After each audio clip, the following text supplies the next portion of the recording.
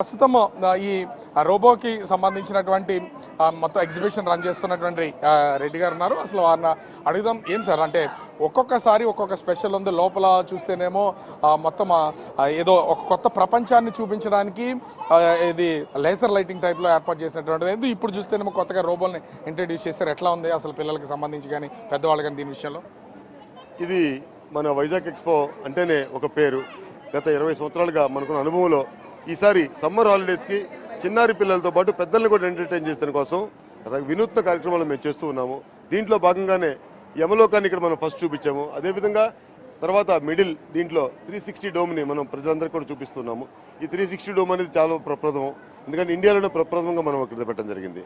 అదేవిధంగా ఇప్పుడు మనం 360 డోమ్తో పాటు ఈ రోబోస్ రియల్గా రోబోస్ ఏవైతే ఉంటాయో వీటిని మనం ఫారిన్ నుంచి కొలాబరేట్ చేసుకొని చిన్నారి పిల్లల్ని ఎంటర్టైన్ చేసేదాని కోసం ఈ డాగ్ రోబోని కానివ్వండి, అది హ్యూమన్ రోబో కానివ్వండి, ఇంకొక 2-3 రోబోస్ రేపు మనకి అవైలబుల్గా రావుతూ ఉన్నాయి.